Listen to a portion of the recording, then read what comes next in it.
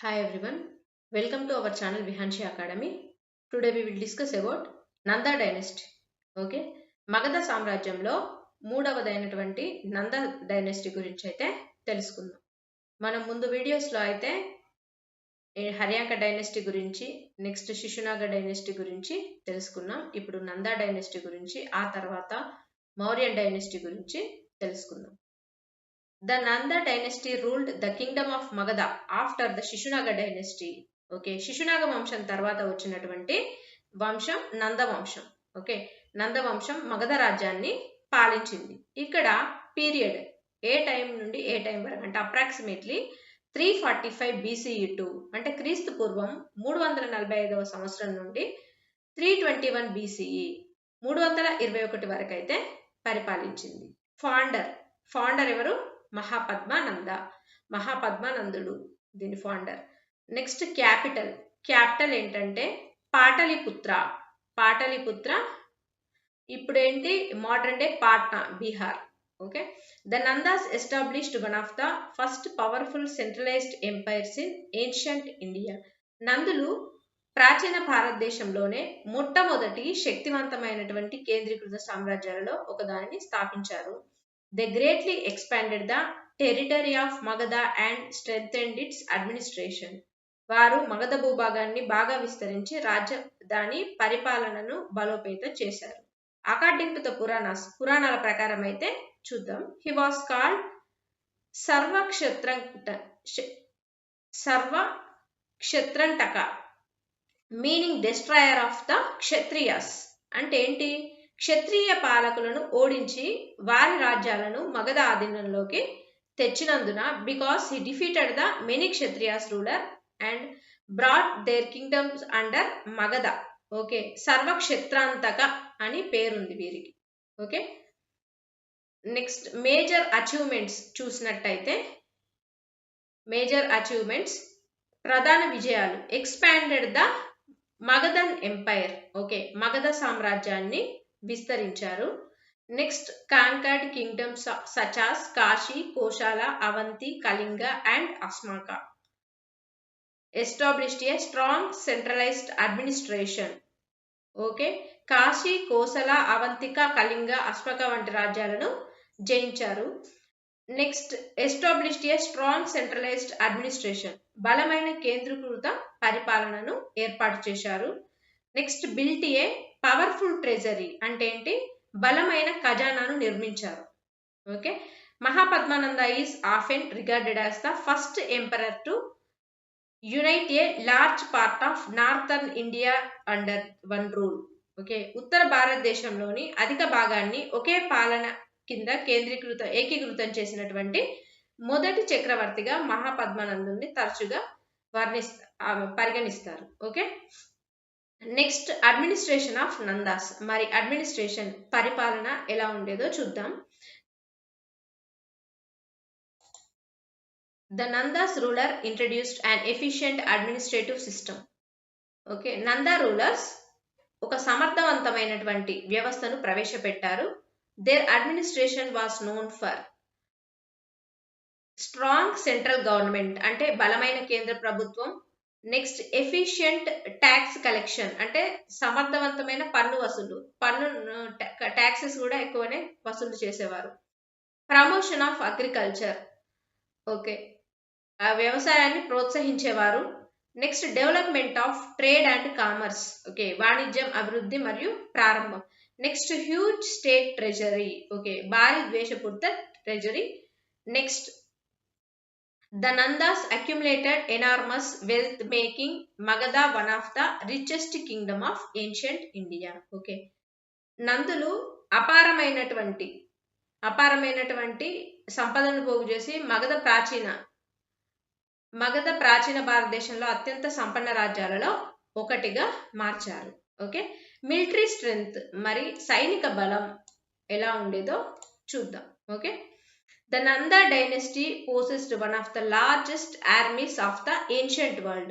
నంద రాజవంశం ప్రాచీన ప్రపంచంలోనే అతిపెద్ద సైన్యాలలో ఒకదానిని కలిగి ఉండేది. According to Greek sources, their army consisted of approximately. Okay, Greek sources ప్రకారం, గ్రీక్ మూలాల ప్రకారం వారి సైన్యంలో ఏవేవి ఉండేవో చూద్దాం. ఓకే, ఎన్ని ఇన్ఫాంట్రీ 2 lakh ఇన్ఫాంట్రీ పదాది దళం ఉండేవి. నెక్స్ట్ 20,000 క్యావెలరీ అంటే ఏంటిది? 20,000 క్యావెలరీ అంటే అశ్వక దళం ఉండేది 20,000. నెక్స్ట్ 2,000 చారియాట్స్ అంటే 2,000 రథాలు ఉండేవి. Next 3,000 war elephants. ఓకే, 3,000 యుద్ధ విమానాలు ఉండేవి. The strength of this massive army discouraged Alexander the Great's soldiers from advancing further into the Gangetic plains after reaching northwest India. Okay, ఈ భారీ సైన్యం యొక్క బలం వాయువ్య భారతదేశానికి చేరుకున్న తర్వాత అలెగ్జాండర్ ది గ్రేట్ సైనికులను గంగా మైదానంలోకి మరింత ముందుకు సాగకుండా నిరుత్సాహపరిచింది. నెక్స్ట్ ధనానందుని గురించి తెలుసుకుందాం. The last king Dhanananda. The last ruler of the dynasty was Dhanananda. Okay, Nanda వంశంలో లాస్ట్ రూలర్ ఎవరంటే ధనానందుడు. Although he inherited enormous wealth and a powerful kingdom, he became unpopular because ఎందుకు? అతను అపారమైన సంపదను మరియు శక్తివంతమైన రాజ్యాన్ని వారసత్వంగా పొందినప్పటికీ కూడా ప్రజాదరణ అనేది కోల్పోయాడు. ఎందుకో చూద్దాం. ఓకే, హెవీ టాక్సేషన్ అంటే పన్నులు ఎక్కువ వసూలు చేసేవాడు. ఓకే, నెక్స్ట్ అరోగెంట్ బిహేవియర్ అంటే ఎక్కువ అహంకారంగా ఉండేవాడు. పబ్లిక్ డిస్సాటిస్ఫాక్షన్ ప్రజలకు అసంతృప్తిగా వ్యవహరించేవాడు ప్రజలతో. నెక్స్ట్ పొలిటికల్ అపోజిషన్ అంటే రాజకీయ వ్యతిరేకత అనేది ఉండేది. Next these factors weekend his rule. Okay, ఈ కారణాల వల్ల అతను ఒక బలహీనమైన రూలర్ గా మార్చాడు. నెక్స్ట్ చాణక్య అండ్ చంద్రగుప్త మౌర్యుని గురించి అయితే తెలుసుకుందాం. Chanakya and Chandragupta Maurya. Okay, according to traditional accounts Chanakya also known as Kautilya. Okay, చాణక్యుడు ఎవరంటే సంప్రదాయాల కథనం ప్రకారం చాణక్యుడిని కౌటిల్య అని కూడా పిలుస్తారు, అది మనకు తెలుసు. Was insulted by Dhanananda. ఈయన ధనానందుని చేత ఇన్సల్ట్ చేయబడ్డాడు అంటే అవమానించబడ్డాడు. Okay, Chanakya moved to over through the Nanda dynasty అంటే ఏంటిది?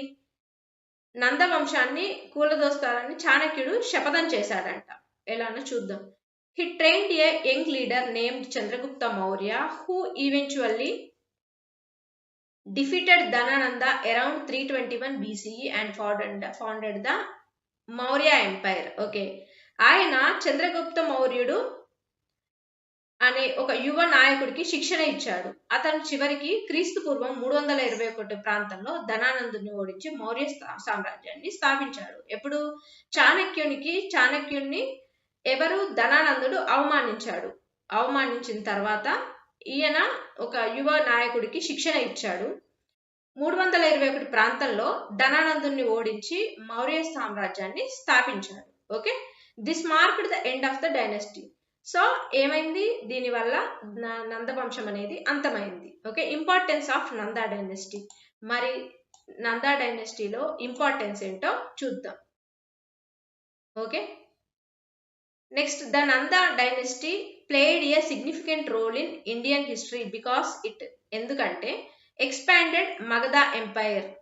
ఓకే, ఎక్స్పాండెడ్ మగధ ఎంపైర్ అంటే ఏంటి? మగధ సామ్రాజ్యాన్ని విస్తరింపజేశారు. Established a strong centralized administration అంటే ప్రాచీన భారతదేశంలో బలమైన కేంద్రీకృత పరిపాలనను ఏర్పాటు చేశారు. Established a strong centralized administration అంటే ప్రాచీన భారతదేశంలో అతిపెద్ద సైన్యాలలో ఒకటిగా నిర్మించారు. Next built one of the largest armies in ancient India. Okay, ఒక గొప్ప సైన్య వ్యవస్థగా తీర్చిదిద్దారు. Strength and the economy through taxation and trade అంటే పన్నులు మరియు వాణిజ్యం ద్వారా ఆర్థిక వ్యవస్థను బలోపేతం చేశారు. Prepared the foundation of the Mauryan empire అంటే మౌర్య సామ్రాజ్యానికి పునాది వేశారు. Okay, importance facts for competitive exams. Okay, examination point of వ్యూలో నందా డైనెస్టీ గురించి అడిగే క్వశ్చన్స్ చూద్దాం. ఫౌండర్ ఎవరు? Mahapadmananda. Last king Dhanananda. Capital Nanda వంశానికి క్యాపిటల్ ఏంటి? పాటలీపుత్ర. పీరియడ్ దాని టైం పీరియడ్ ఎంత 345 BCE టు 321 BCE. సక్సీడెడ్ అంటే దీనికంటే ముందున్న వంశం ఏంటి శిశునాగ డైనెస్టీ, సక్సీడెడ్ బై దీని తర్వాత వంశం ఏంటి Maurya dynasty. Okay, founder of Maurya dynasty.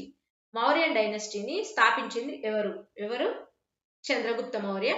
Advisor of Chandragupta Maurya. Okay, Chandragupta మౌర్యునికి అడ్వైజర్ గా ఎవరు ఉండేవారు అంటే చాణక్య, కౌటిల్యుడు ఉండేవారు. ఓకే, ఇవి కూడా సేమ్ క్విక్ రివిజన్ అండి. Founder Mahapadmananda, capital Pataliputra, last king Dhanananda, strongest feature powerful army and enormous wealth. Okay, powerful army ఉండేది. Dynasty after Nandas Maurya dynasty, founder of Mauryan empire Chandragupta Maurya. Okay, ఇంతటితో నందా డైనెస్టీ అయితే పూర్తి చేసుకున్నాం.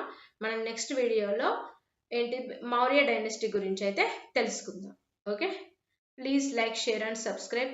Thank you.